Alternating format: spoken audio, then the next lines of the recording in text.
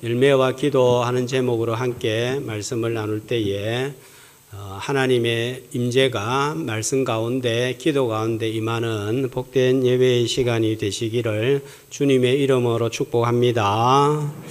하나님께서 자신을 드러내는 두 가지 방식이 있는데 하나는 특별 계시인 말씀 계시입니다. 또 하나는 로마서 1장 18절에 의하면 하나님의 신성이 모든 만물에 분명히 보여 알게 되나니 했는데 창조하신 자연 세계를 통해서 드러내는데 일반 계시라고 합니다.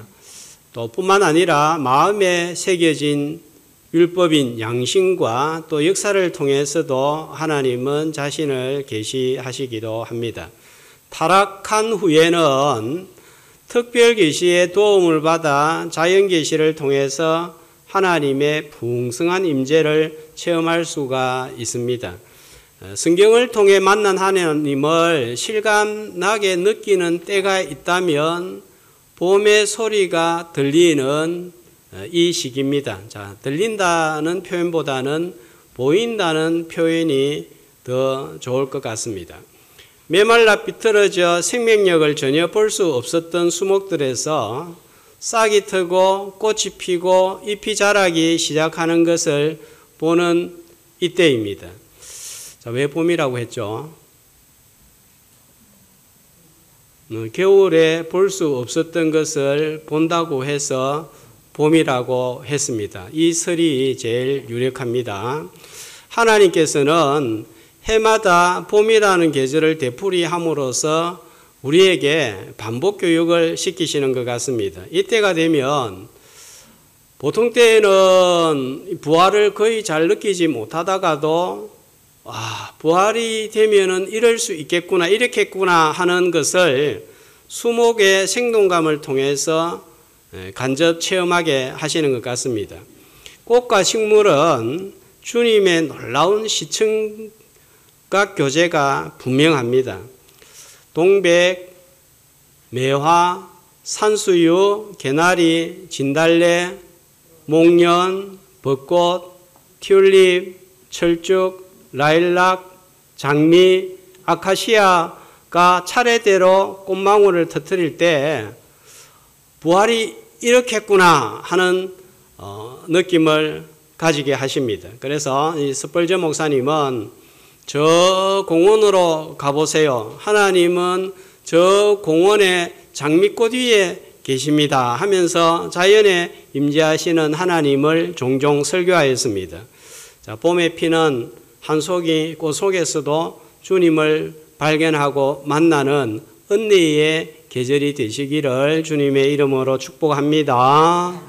자, 꽃의 특징은 예쁨, 미에 있습니다. 꽃하면 예쁘다 이렇게 연결이 되죠. 그렇다면 과실수의 특징은 무엇입니까?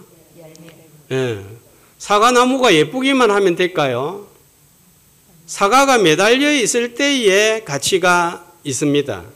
사과나무에 사과가 달려있지 않으면 주인은 뽑아버리고 다른 나무를 심어야 됩니다. 사과나무는 사과를 얻는 것이 목적이기 때문입니다.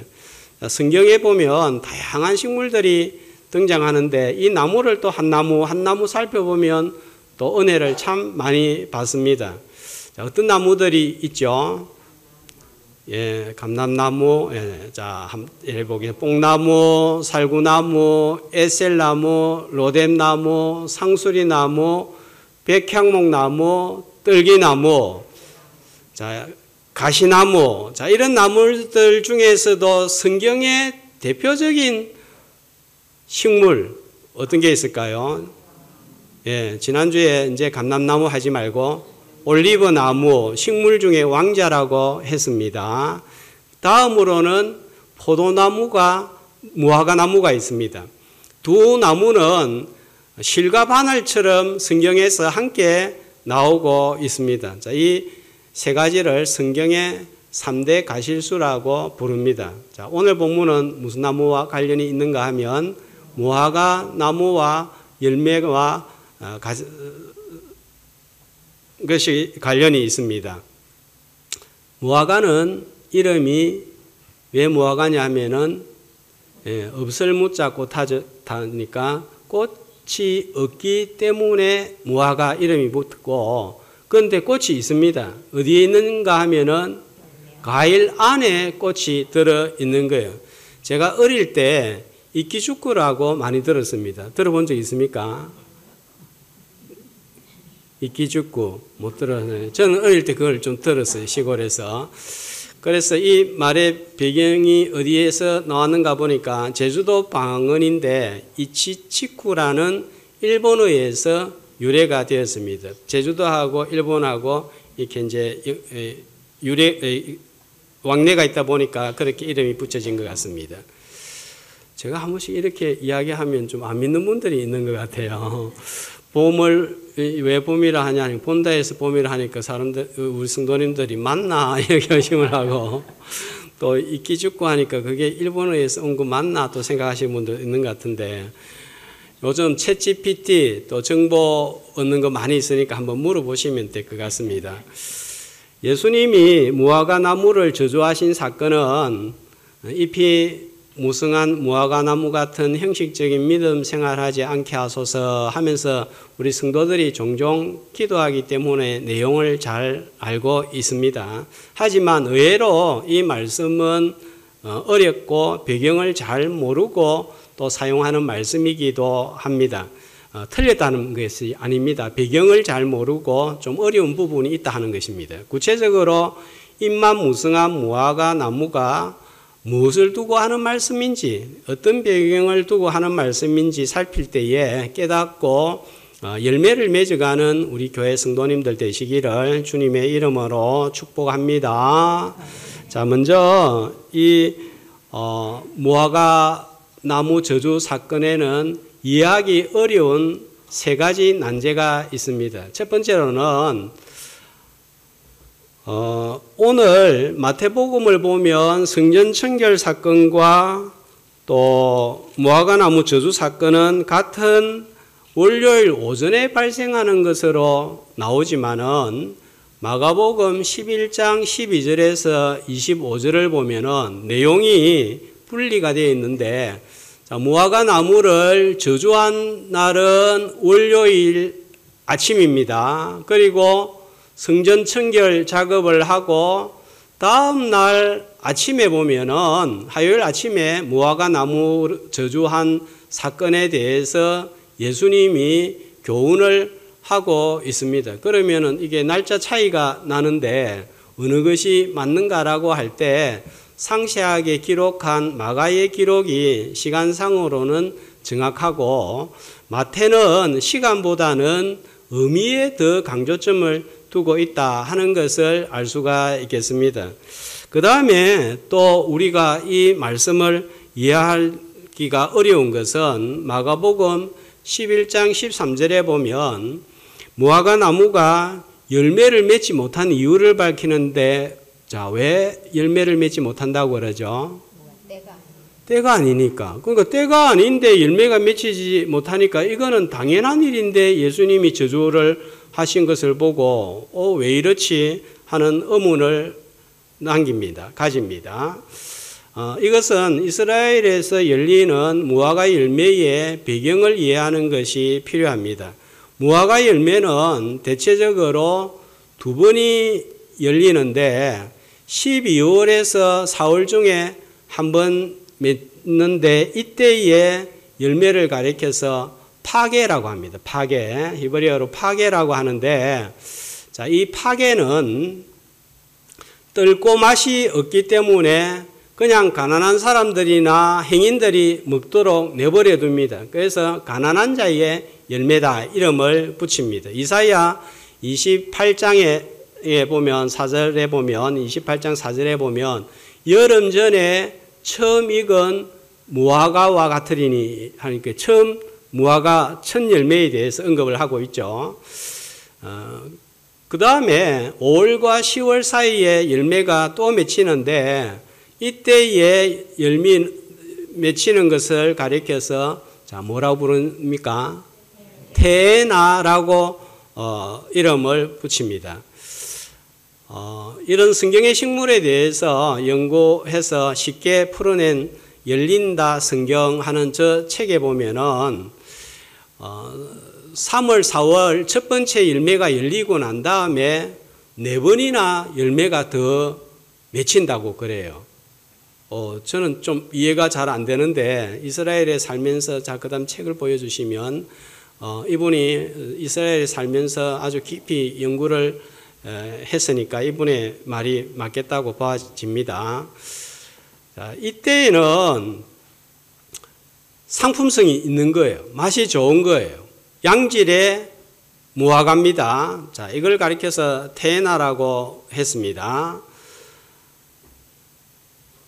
아까 이 테나 열매를 맺지 못한다고 할지라도 유월절을 앞두고 있기 때문에 잎이 무성한 거로 보아서 떫고 이런 첫 열매 파괴는 맺어져야 되는데 맺지 못하기 때문에 저주를 했다. 이렇게 해석을 하면 맞겠습니다.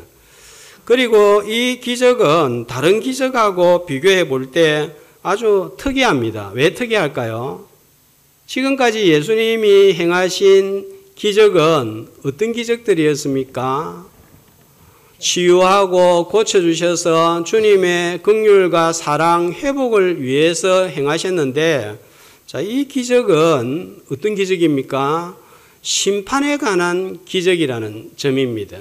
지금까지 주님이 베푸신 자비의 기적과 반대가 된다는 점에서 어떻게 해석을 해야 하는가 하는 점입니다. 어떤 학자들은 18절에 보면 예수님이 너무 배가 고팠는데 열매가 없으니까 화가 나서 저주를 한 것으로 보고 지극히 인간적인 예수를 보여준다고 주장을 합니다. 자, 이런 해석을 하는 분들은 인간적인 예수만 인정하지 신성을 믿지 않기 때문입니다. 자, 이 부분은 어떻게 받아들여야 될지는 말씀을 전하면서 풀어나가도록 하겠습니다. 주님이 무화과 나무를 저주하신 이유가 무엇일까요? 갑자기 길가에 심겨져 있다가 주님한테 날벼락을 맞는 그런 느낌을 받습니다. 자, 이 무화과 나무 저주 사건은 요 말씀만 보면 안 되고 지난 주일에 살폈던 성전 청결 사건과 함께 연관을 지어봐야 됩니다. 지난주 살펴본 내용을 떠올려 보면 좋겠습니다. 하나님의 구원 역사는 어떤 역사였어요? 무슨 역사였습니까? 성전 재건 역사, 성전 회복의 역사입니다. 에덴 성전으로 시작해서 모세의 성막, 솔로몬의 성전, 또 포로 후에 돌아온 스룹바벨 성전, 마지막에 새하늘과 새 땅으로 완성되는 역사입니다. 예수님 당시는 이 스룹바벨이 크게 확장이 되었는데 헤롯 대왕에 의하여서 확장이 되었습니다. 길이가 480m, 넓이가 280m, 높이가 50m의 거대하고 화려한 성전입니다. 헤롯 대왕이 믿음이 있어서 이렇게 건축한 것이 아니고 유대인들을 잘 통치하기 위해서 환심을 사기 위해서 이렇게 크게 짓고 부속 건물까지 합치면 약 80년 동안 건축을 했습니다. 예수님 당시에도 여전히 공사 중이었습니다. 24장 마태복음 24장 2절에 보면 제자들이 화려한 성전에 대해서 언급을 하려고 하자 이 성전은 완전히 파괴될 것을 예언을 하셨습니다. 돌 위에 돌 하나 남지 않고 다 무너지리라 예언을 했는데 실제로 이 성전은 예수님이 십자가에 달려 돌아가신 이후 한 30년 후 AD 63년, 64년경에 완공이 되었지만 로마에 의하여서 70년에 완전히 파괴되어 버리고 맙니다. 외형적으로 대단했지만 이 성전이 파괴된 것은 성전이 아니었기 때문입니다. 지난주에 이 성전은 예수님이 뭐라고 말씀을 하셨습니까? 13절에 성전이 아니다. 강도의 소굴이다 한 것입니다. 요한복음 2장 21절은 참 성전이 무엇인지 이렇게 말씀을 합니다. 한 목소리로. 예수는 성전된 자기 육체를 가리켜 말씀하신 것이라. 예수님 자신이 참 성전이요, 성전의 실체인데 이 주님을 예배하고 기도하기 위함이 성전의 목적인데 대제사장들과 서기관들과 종교 지도자들은 주님을 이용해서 자기 배를 불린 거예요. 제사와 제물은 드려졌지만 그 제사와 제물을 이용하여서 환전 수수료 또 자리세를 챙기면서 기도가 없고 예배가 없고 있다고 하여도 형식만 있었습니다. 찬송하는 아이들을 보면서 15절에 뭐라고 어떤 반응을 보이죠? 분노하면서 찬양을 가로막았습니다. 제사장들과 서기관들이란 직분은 가지고 있었지만 생명력이 없었던 거예요. 돈 내는 소리, 흥정하는 소리, 비둘기 파는 소리는 크게 들리고 그 소리에는 귀를 기울였지만 찬송 소리, 말씀 전하는 소리, 기도하는 소리는 들릴락 말락 하거나 들리지 않았습니다. 바로 이 모습이 무성한, 입만 무성한 무화과 나무라는 거예요. 형식은 있지만 내용과 생명력은 없고 성전의 실체이신 주님을 믿는 믿음이 없습니다. 이들에게 이 말 것은 뭐냐? 무화과 나무가 저주받은 것처럼 하나님의 심판이 임하실 것이다 하는 것을 시청각 교육 교재로 무화과 나무를 사용을 하신 것입니다. 행동 계시입니다. 자, 21장 23절 이하에 보면은 성전에서 대제사장들과 백성의 대표인 장로들이 예수님의 권위에 관하여서 논쟁을 하면서 예수님을 거부하는 내용이 나오고 33절에는 악한 포도 농부 비유를 통해서 33절에 보면은 하나님의 아들을 보냈는데 자, 이들이 어떻게 하는가 하면 39절에 포도원 밖에 내쫓아 죽였다. 자, 이걸 지금 이야기하면서 이 유대인들의 모습이 이런 모습이다. 이야기하는 거, 말씀하는 거예요. 자, 그러자 46절에 보면 어떤 반응을 나타냅니까? 이렇다면은 말씀을 듣고 회개해야 되는데 회개는커녕 예수님을 잡아서 해하려고 하는 것입니다. 예수님이 배가 고파서 감정이 상해서 저주했다는 것과는 전혀 상관이 없는 내용입니다. 예수님이 굶주렸다면 자기 백성들이 왕이 왔음에도 불구하고 성전의 실체 주인이 왔음에도 불구하고 거부하자 이에 대한 영적 굶주림에 대한 주님의 보이는 외침이다. 이렇게 말씀을 드릴 수가 있겠습니다. 신앙을 고백하는 자들에게서는 믿음의 능력을 찾으시고 합당한 열매를 찾으시는 것은 지극히 당연한 일입니다. 사과밭 주인이 사과에 열매 맺히기를 바라는 것이 당연한 것과 똑같은 거예요. 하지만 잎사귀만 있고 열매 없는 모습은 살았다고 하는 이름은 가졌지만 죽은 자들과 같습니다. 자, 우리가 주일이 되면 예배 자리에 나오고 기도하는 모습은 있지만 신앙의 연수에 합당한 열매를 맺고 있는가 하는 질문을 던져보아야 되겠습니다. 직분은 받았지만 직분에 어울리는 합당한 열매를 맺고 있는지 또 돌아보는 시간이 되어야 하겠습니다. 빌립보서 2장 13절에 보면은 두렵고 떨림으로 너희 구원을 이루라 그렇게 말씀을 했습니다. 자, 한국 교회가 그동안 열심히 전도하고 많은 사람들을 믿게 한 것은 놀라운 일입니다. 하지만 예수 믿으면 구원받는다. 이신칭의를 너무 강조한 나머지 구원 그 이후에 의롭게 되고 난 그 이후에 소홀한 면이 있습니다. 우리가 예수 그리스도를 나의 주인으로 구원자로 영접한 것은 믿음의 첫 발걸음이요 시작입니다. 애굽에서 빠져 나온 것은 시작입니다. 홍해를 걷는 것은 믿음의 첫 발걸음을 뛴 것입니다. 그 다음에 뭐가 있습니까? 광야가 있습니다. 이 광야를 통과해야 됩니다. 자, 광야에서 해막 사진을 한번 봅시다. 성막들에 들어온 것은 구원의 반열에 들어온 거예요. 영적으로 죄악된 모래사장에서 하나님의 보호를 받는 성막 안으로 들어온 것은 이제 구원의 백성이 된 것입니다. 제일 처음에 뭐가 있죠? 예, 우리의 죄를 태워버리게 된 것은 성소로 들어가기 위함이지 번제단이 목표가 아닙니다.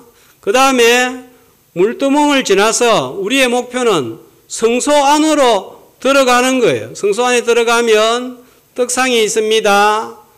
금등잔대가 있습니다. 분향단이 있습니다. 생명의 떡을 먹고 그 말씀대로 살 때 금등잔대처럼 어두운 세상을 밝히고 분향단의 향처럼 예수 그리스도의 향기를 발해야 되는 거예요. 저기까지 우리가 나아가야 되는 것입니다.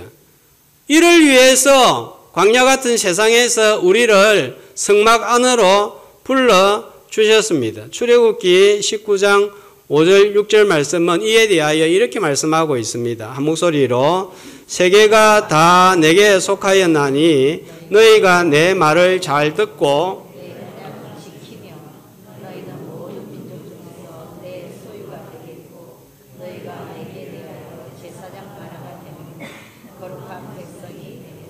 애굽에서 우리를 불러서 우리를 뭐 되게 하셨습니까? 하나님의 소유가 되게 하셨습니다. 왜 하나님의 소유가 되게 하신 거예요? 제사장 나라 삼으시기 위해서입니다. 제사장의 역할은 하나님처럼 거룩하게 되는 것입니다. 왜 거룩하게 됩니까? 거룩하게 되어서 사명을 감당하라는 거예요. 어두워져 있는 열방의 복음의 빛을 비추는 것입니다. 선교하는 것이고 이웃에게 전도하는 일입니다. 어떻게 전도하고 어떻게 전해야 됩니까? 입으로 전해야 되고 삶으로 전해야 됩니다. 삶으로 전하려고 하면 뭐가 있어야 되는 거예요? 열매가 있어야 되는 거예요. 사과나무라고 하면서 사과가 없는데 저거 사과나무다 그러면은 설득력이 없는 것처럼 성도이면서 맺어야 될 열매가 없는데 성도다, 그리스도인이다, 예수 믿는다 그러면은 세상 사람들이 보고 맞나? 아닌데 이상하다 이렇게 생각을 하는 것입니다. 자, 열매를 맺는 삶이 지성소로 나아가는 삶이요 하나님의 형상을 회복하는 길입니다.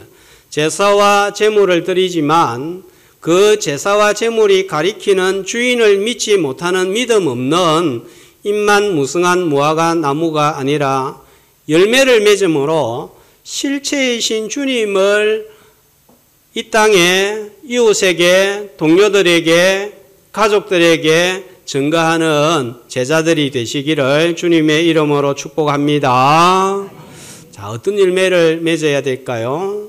요한복음 15장 1절에서 2절은 예수님은 포도나무고 하나님은 아버지고 자, 우리는 뭐라고 하느냐 하면은 가지라는 거예요.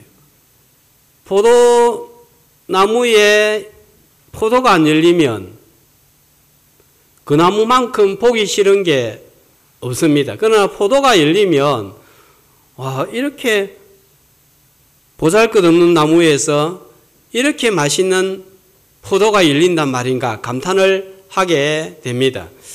제자는 반드시 열매를 맺는 자입니다. 자, 어떤 열매를 맺을까요? 두 가지 열매를 맺어야 되겠는데 첫 번째로는 내적인 열매입니다. 내적인 열매 어떤 열매죠? 갈라디아서 5장 22절에 보면은 자, 말씀을 넣어주시고 사랑과 희락과 화평과 오래 참음과 자비와 양성과 충성과 온유와 절제의 열매니. 신앙의 연수가 더할수록 이런 열매가 맺어져야 됩니다. 이런 열매를 맺지 못하고 여전히 미움과 불안과 불화와 참지 못함과 냉정함과 악함과 불순종함과 강팍함과 절제하지 못하는 옛 성품과 자아가 나를 지배하고 있다면 아직 열매가 맺어지지 않고 있는 거예요. 열매를 맺었는지 맺지 않았는지 알 수 있는 한 가지 길이 있습니다. 내적 열매를 맺는 성도는 성숙한 성도가 됩니다. 자, 그런 사람들에게는 사람들이 많이 몰립니다. 인간적인 면이나 의리 때문이 아니라 그의 성품과 인격으로 편안함과 평안함과 위로를 느끼기 때문입니다. 간혹 우리 교회 성도가 다른 성도를 보면서 진심으로 입술이 아니라 진심으로 칭찬하는 것을 들을 때 제가 굉장히 기쁩니다. 그렇게 이야기하는 분의 그 모습을 들으면 성령의 열매가 맺어지구나 하는 그런 생각을 가지기 때문입니다. 포도나무와 무화과는 이스라엘에서 풍요와 안녕과 평화를 상징하는 나무입니다. 그래서 포도나무와 무화과나무 아래서 지냈더라 하면은 그 시대는 어떤 시대다 말이에요. 풍요와 평안의 시대다 하는 거예요. 무화과나무 아래에 있었던 사람 하면 누가 머리에 떠오르죠? 아이고 나다나엘, 거기에서 말씀을 연구하고 보고 그런 거예요. 자, 그래서 내적인 열매를 통해서 우리 성도님들은 모든 옆에 있는 분들에게 풍요와 안녕과 평화를 전달하는 제자들이 되시기를 주님의 이름으로 축복합니다. 그 다음에는 내적인 열매, 그 다음에 외적인 열매겠죠. 교회와 복음과 주님을 위한 헌신과 봉사의 열매입니다. 지난 수요일에도 오후에 식당에서 봉사를 하는 모습을 보면서 이 주일 전신 그냥 먹는 게 아니구나 하는 생각을 또다시 했습니다.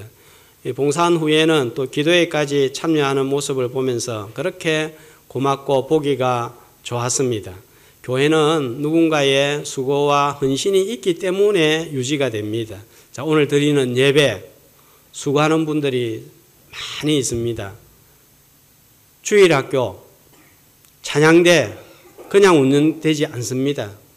보이지 않는 누군가의 손길과 수고와 봉사가 우리를 주일로 지키게 하는 것입니다. 자, 다음으로 한 가지 말씀드릴 외적인 열매는 어떤 열매일까요? 자, 전도의 열매입니다. 우리의 외적인 열매 중에 가장 힘든 열매가 아닌가 하는 생각을 가집니다. 내적인 열매와 또 상관이 있기 때문입니다. 오늘 내가 이 자리에 어떻게 있게 되었는가를 생각해 보면 좋을 것 같습니다. 나를 이끄는 입술이 있었고 내 손을 이끄는 손길이 있었습니다. 예수님으로부터 복음이 시작되어서 12제자, 또 아시아로, 유럽으로, 영국으로, 미국으로 복음이 전해지고 그 복음을 들고 태평양을 건너서 140년 전 선교사님들이 이 땅에 들어와서 전했기 때문에 한국 교회와 성도가 있습니다.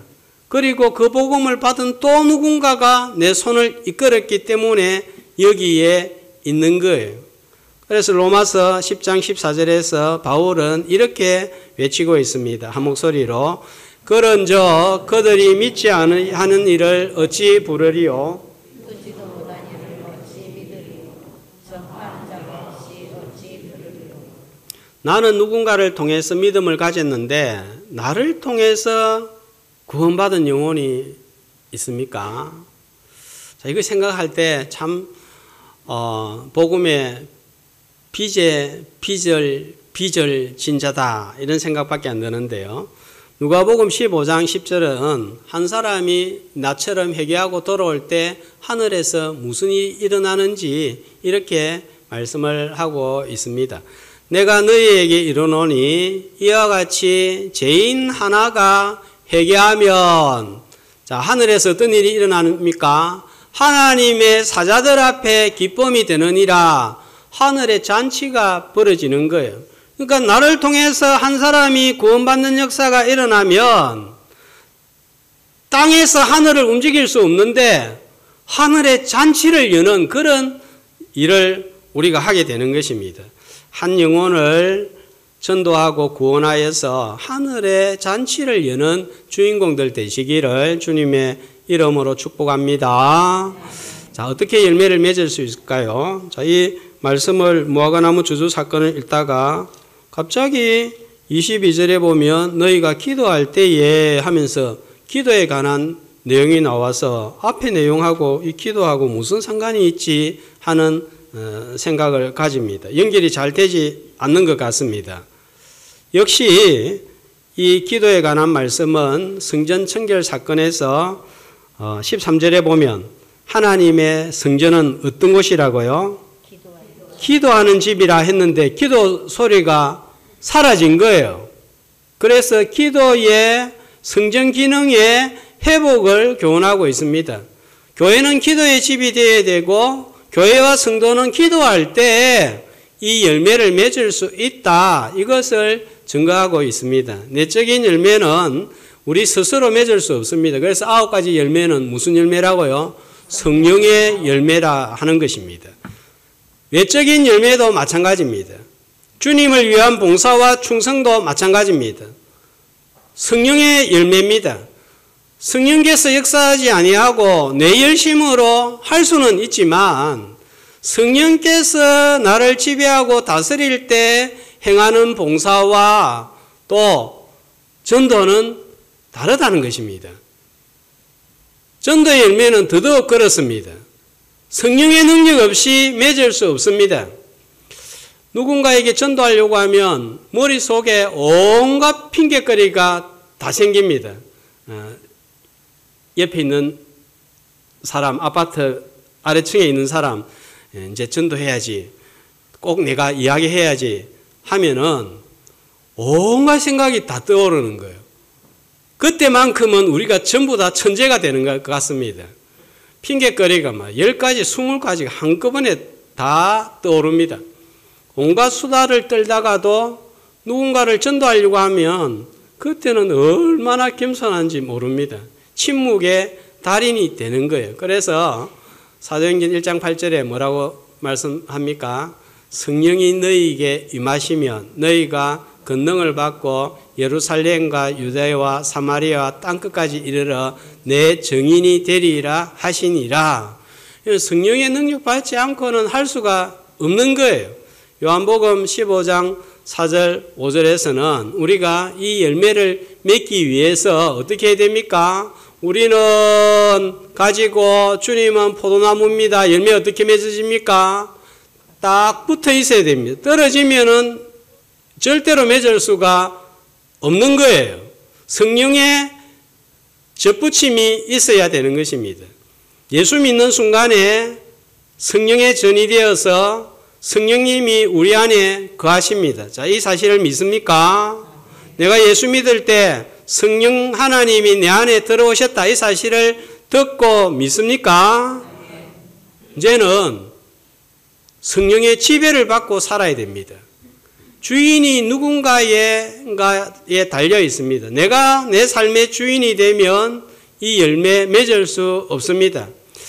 내가 똑같은 사람인데 어떤 때는 성도인 것 같기도 하고 어떤 때는 세상 사람들과 별로 구분이 안 되는 것 같다 싶을 때가 있죠. 내 주인이 누구인가에 따라 달려 있습니다. 주님이 주인 되는 삶을 가리켜서 주님이 나의 왕이 되는 상태를 가리켜서 성령 충만하다 이렇게 이야기하는 것입니다. 자, 사형리 그림을 한번 오랜만에 보도록 하겠습니다. 자, 첫 번째 그림을 보면 삶의 이 그림 말고요. 다른 그림요. 자, 중앙에 내 삶의 중앙에 마음 중앙에 누가 앉아 있죠? 예수님은 내 발 아래 앉아 있습니다. 그래서 예수님을 이용해서 뭘 채웁니까? 예수님을 이용해서 내 소원을 성취하려고 하고 내가 원하는 것을 가지려고 합니다. 내 삶의 중심에 내 자신이 앉아 있으며 예수 그리스도는 내 삶의 중심에서 내려와서 내 발 아래 앉아서 종노릇하고 있습니다. 모든 일을 내 자신이 주관함으로 자주 좌절과 혼란에 빠지는데 이런 상태를 가리켜서 형식적인 그리스도인, 기독교와 예배의 옷을 입었지만 세속적인 그리스도인 이렇게 부를 수가 있겠습니다. 그 다음에 성령 충만한 그리스도인을 한번 보도록 하겠습니다. 자, 중앙에 누가 앉아 계십니까? 예수님이 왕으로 앉아 계시고 나는 발 아래에서 종의 역할을 하고 있습니다. 모든 일을 예수 그리스도께서 주관하심으로 하나님의 계획과 일치된 생활을 하게 되는데 이때 열매를 맺고 이 상태를 가리켜서 성령 충만하다 그러고 이런 성도를 가리켜서 열매 맺는 그리스도인, 성령 충만한 그리스도인이라고 부릅니다. 자, 그런데 우리 상태는 어때요? 앞에가 많습니까? 뒤에가 많습니까? 오락가락하죠, 그죠? 근데 대부분은 내가 주인인 때가 많은 것 같아요. 그러다가 예배 드리고 말씀 들으면 아이고 아니네 하고 이러다가 마음에 불이 붙으면 그 주님을 따라가고 열매를 맺는 거예요. 믿고 기도하는 것은 다 받으리라는 말씀은 문맥에서 살펴볼 때에 열매를 위한 기도를 말씀하고 있습니다. 우리는 기도하면 머리에 제일 먼저 뭐가 떠오릅니까? 응답 이렇게 공식적으로 세뇌가 되어 있지만 정말 중요한 기도의 기능이 있습니다. 육안으로 볼 수 없는 내 자신의 내면을 들여다 볼 수 있다는 거예요. 그래서 저는 기도를 제가 이렇게 정의를 했습니다. 보이지 않는 내면을 들여다보는 현미경이 기도다.